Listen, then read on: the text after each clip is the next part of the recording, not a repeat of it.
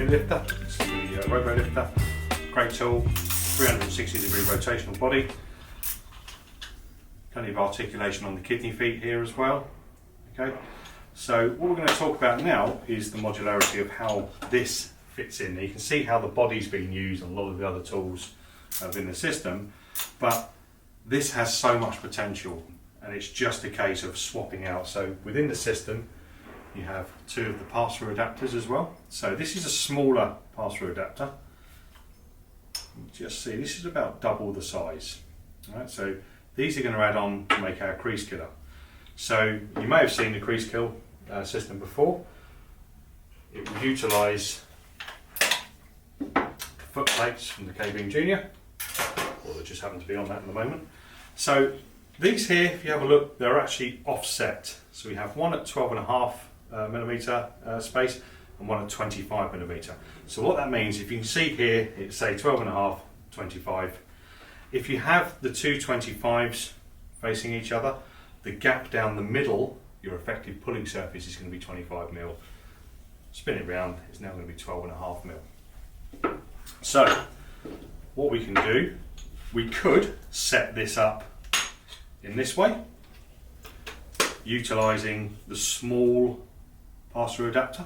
So if I was working on, say, a tight aluminium, Porsche for argument's sake, it's got very, very tough aluminium, and I grab a tab this size, pop that in there. That's, you know, it's quite a big ask for Porsche aluminium for that to pull. Not saying it won't, but sometimes if the dent's real gnarly, you might overpower. So what we can do is grab one of our dead centre crease tabs.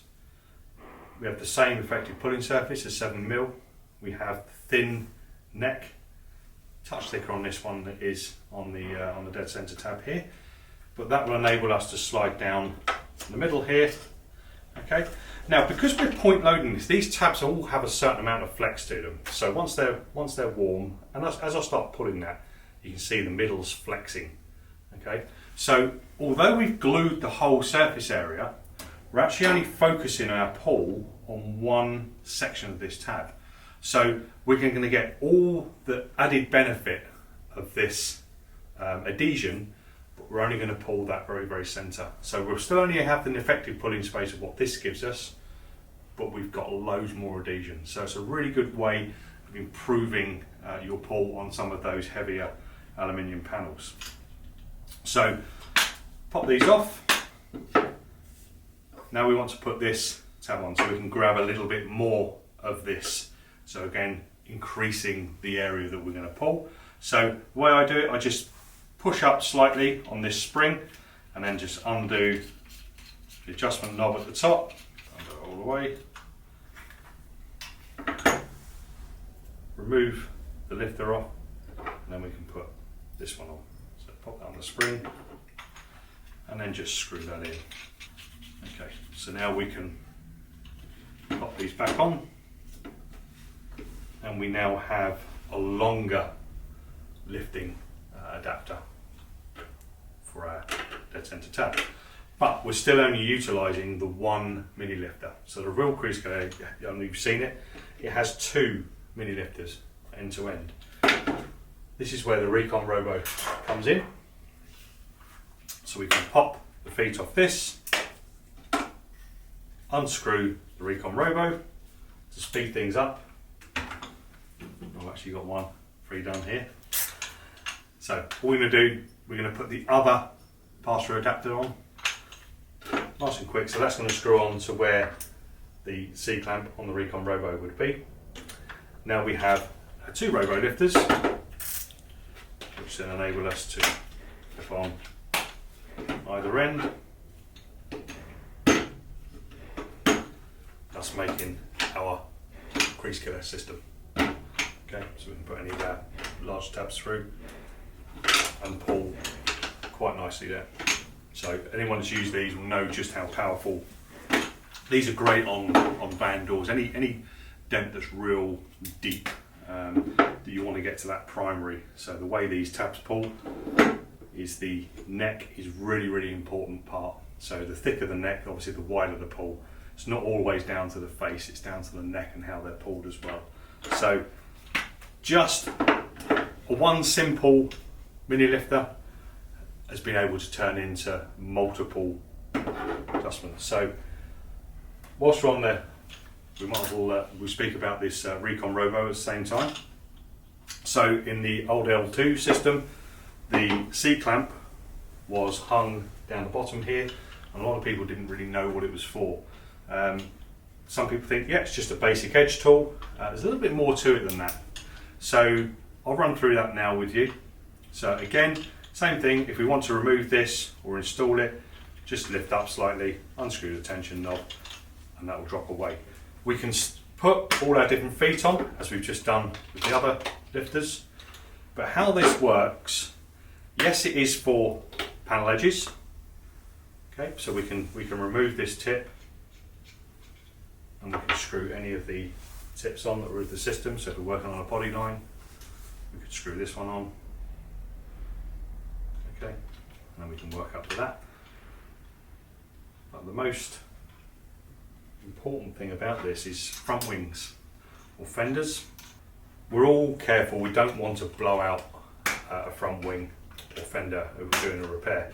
So if we have something with a particularly sizable crown, so the wing's taken a piece of damage, we've got a body line in it that needs restoring.